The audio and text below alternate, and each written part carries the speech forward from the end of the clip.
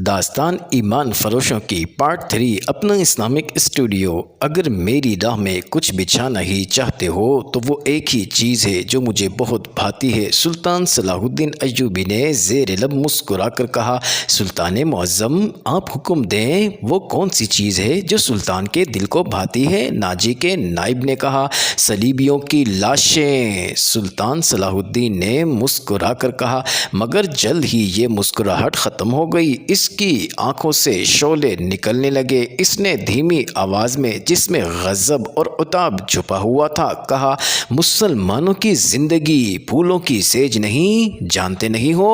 صلیبی سلطنت ملت اسلامیہ کو چوہوں کی طرح کھا رہی ہے، اور جانتے ہو کہ وہ کیوں کامیاب ہو رہے ہیں؟ صرف اس لیے کہ ہم نے پھولوں کی پتیوں پر چلنا شروع کیا، ہم نے اپنی بچیوں کو ننگا کر کے ان کی عصمت رون ڈالی۔ میری نظریں فلسطین پر لگی ہوئی ہیں، تم میری راہ میں پھول ڈال کر مصر سے بھی اسلامی جھنڈا اتروا دینا چاہتے ہو کیا؟ سلطان صلاح الدین نے سب کو ایک نظر سے دیکھا اور دبدبے سے کہا، اٹھا لو یہ پھول میرے راستے سے، میں نے ان پر قدم رکھا تو میری روح چھلنی ہو جائے گی، ہٹا دو ان لڑکیوں کو میری آنکھوں سے، ایسا نہ ہو کہ کہیں میری تلوار ان کی زلفوں میں الجھ کر بیکار ہو جائے۔ حضور کی جاہ حشمت مجھے حضور نہ کہو۔ سلطان صلاح الدین نے بولنے والے کو یوں ٹوک دیا جیسے تلوار سے کسی کی گردن کاٹ دی ہو۔ سلطان صلاح الدین نے کہا، حضور وہ ہیں جن کے نام کا تم کلمہ پڑھتے ہو، جن کا میں غلام بے دام ہوں، میری جان فدا ہو اس حضور پر جن کے مقدس پیغام کو میں نے سینے پر کندہ کر رکھا ہے۔ میں یہی پیغام لے کر مصر آیا ہوں، صلیبی مجھ سے یہ پیغام چھین کر بحیرہ روم میں ڈبو دینا چاہتے ہیں، میں بادشاہ بن کر نہیں آیا۔ ناظرین، لڑکیاں کسی کے اشارے پر پھولوں کی پتیاں اٹھا کر وہاں سے ہٹ گئی تھی۔ سلطان تیزی سے دروازے کے اندر چلا گیا۔ ناظرین، ایک وسیع کمرہ تھا جس میں ایک لمبی میز رکھی گئی تھی جس پر رنگا رنگ پھول رکھے ہوئے تھے۔ ناظرین، ان کے بیچ بروسٹ کیے گئے بکروں کے بڑے بڑے ٹکڑے، سالم مرغ اور جانے کیا کیا رکھا گیا تھا۔ سلطان صلاح الدین رک گیا اور اپنے نائب سے کہا کہ کیا مصر کا ہر ایک باشندہ ایسا ہی کھانا کھاتا ہے؟ نہیں حضور، غریب تو ایسے کھانے کا خواب بھی نہیں دیکھ سکتے۔ نائب نے کہا، تم کس قوم کے فرد ہو؟ سلطان صلاح الدین نے کہا، کیا ان لوگوں کی قوم الگ ہے جو ایسے کھانوں کا خواب بھی نہیں دیکھ سکتے؟ ناظرین، کسی طرف سے کوئی جواب نہیں آیا۔ اس جگہ جتنے ملازم ہیں اور جتنے سپاہی ڈیوٹی پر ہیں، ان سب کو بلاؤ اور یہ کھانا ان کو دے دو۔ ناظرین، سلطان صلاح الدین نے لپک کر ایک روٹی اٹھائی، اس پر 2-3 بوٹیاں رکھی اور کھڑے کھڑے کھانے لگا۔ ناظرین، نہایت تیزی سے روٹی کھا کر پانی پیا اور باڈی گارڈ کے کمانڈر ناجی کو ساتھ لے کر اس کمرے میں چلا گیا جو وائس رائے کا دفتر تھا۔ 2 گھنٹے بعد ناجی دفتر سے نکلا اور دوڑ کر اپنے گھوڑے پر سوار ہوا۔ ناظرین، ایڑ لگائی اور نظروں سے اوجھل ہوا۔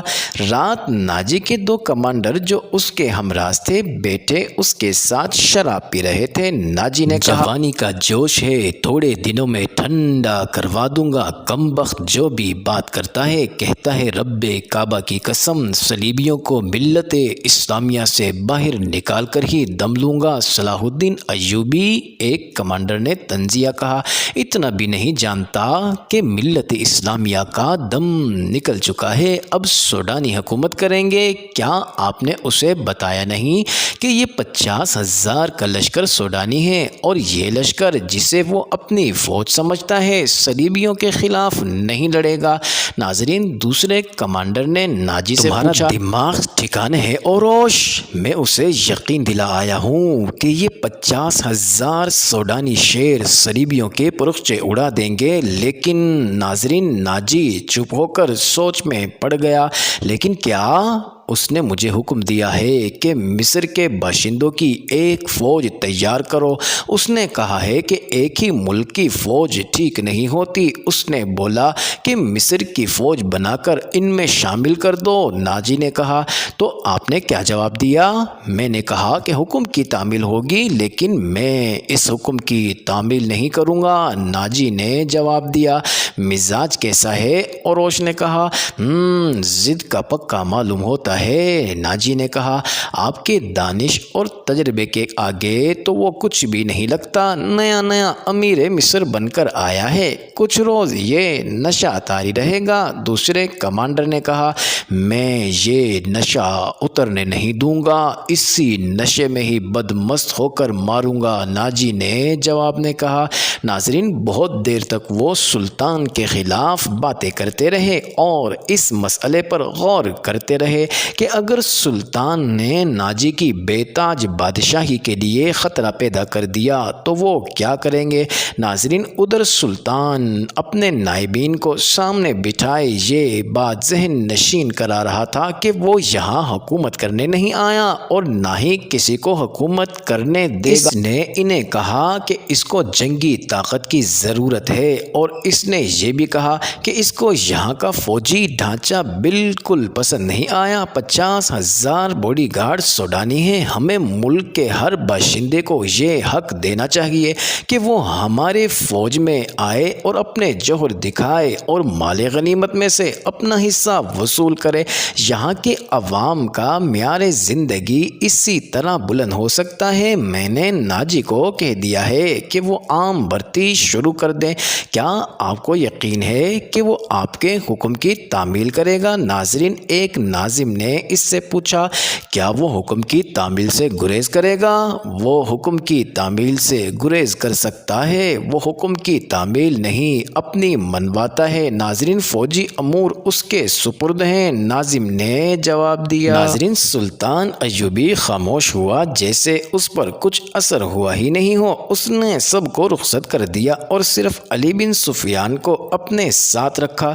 ناظرین علی بن سفیان جاسوس اور جوابی جاسوسی کا ماہر تھا۔ اسے سلطان بغداد سے اپنے ساتھ لایا تھا۔ وہ ادھیڑ عمر آدمی تھا، اداکاری، چرب زبانی اور بھیس بدلنے کا ماہر تھا۔ اس نے جنگوں میں جاسوسی بھی کی اور جاسوسوں کو پکڑا بھی تھا۔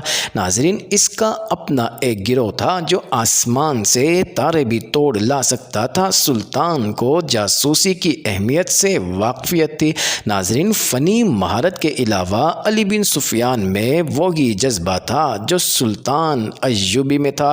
تم نے سنا علی، یہ لوگ کہتے ہیں کہ ناجی کسی سے حکم نہیں لیتا، اپنی منواتا ہے۔ صلاح الدین نے کہا ہاں میں نے سن لیا ہے۔ اگر میں چہرے پہچاننے میں غلطی نہیں کرتا تو میری رائے میں باڈی گارڈ کا یہ کمانڈر جس کا نام ناجی ہے ناپاک ذہنیت کا مالک ہے۔ اس کے مطابق میں پہلے سے ہی کچھ جانتا ہوں۔ یہ فوج جو ہمارے خزانے سے تنخواہ لے رہی ہے دراصل ناجی کی ذاتی فوج ہے۔ اس نے حکومتی حلقوں میں ایسی سازشیں کی ہیں جس نے حکومتی ڈھانچے کو بے حد کمزور کر دیا ہے۔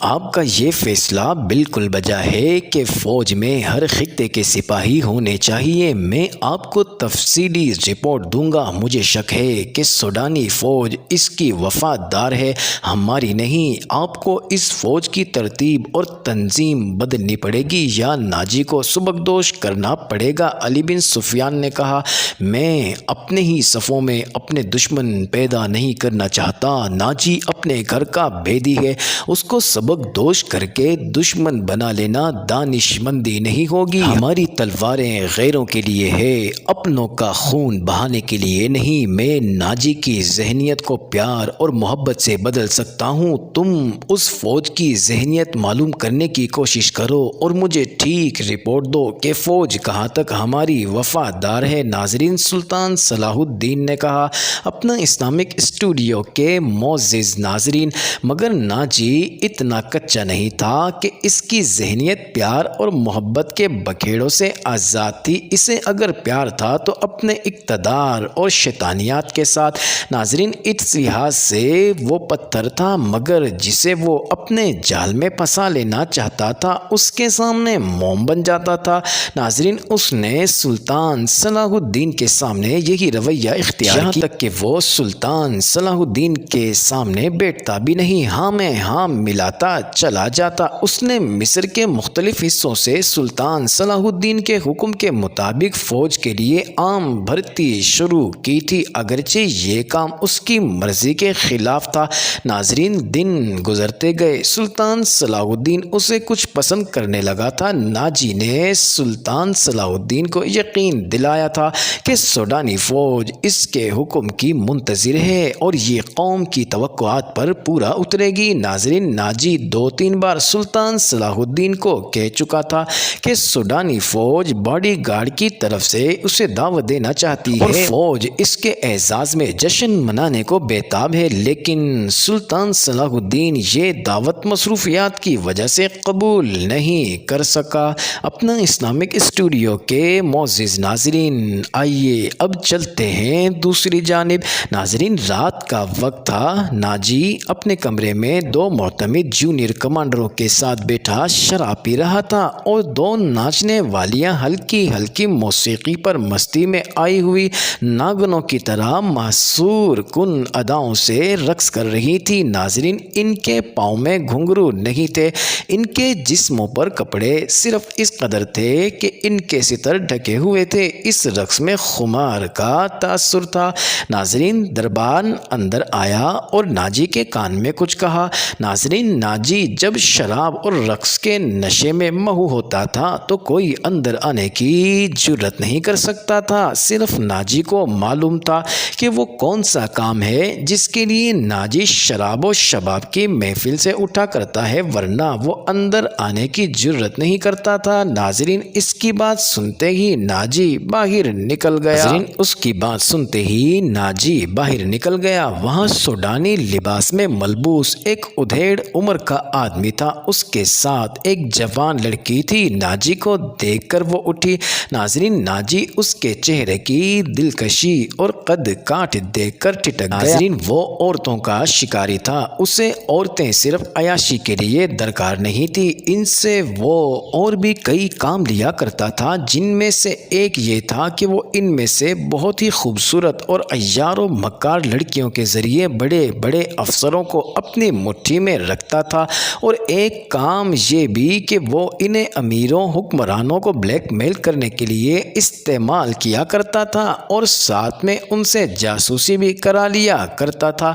ناظرین جس طرح قصاب جانور کو دیکھ کر بتاتا ہے کہ اس کا گوشت کتنا ہے، اسی طرح ناجی بھی لڑکی کو دیکھ کر بتاتا کہ یہ لڑکی کس کام کے لیے موزوں ہے۔ ناظرین لڑکیوں کے بیوپاری اور بردہ فروش اکثر مال ناجی کے پاس ہی لایا کرتے تھے۔ یہ آدمی بھی ایسے ہی بیوپاریوں میں سے ہی لگتا تھا۔ لڑکی کے متعلق اس نے بتایا کہ لڑکی تجربہ کار ہے، ناچ بھی سکتی ہے اور پتھر کو زبان کے میٹھے پن کی وجہ سے پانی میں تبدیل بھی کر سکتی ہے۔ ناظرین ناجی نے اس کا تفصیلی انٹرویو لیا اور اس فن کا ماہر تھا۔ ناظرین ناجی نے اس کا تفصیلی انٹرویو لیا، وہ اس فن کا ماہر تھا۔ اس نے رائے قائم کی کہ جس کام کے لیے وہ اس لڑکی کو تیار کر رہا ہے، تھوڑی سی ٹریننگ کے بعد یہ لڑکی اس کام کے لیے موزوں ہوگی۔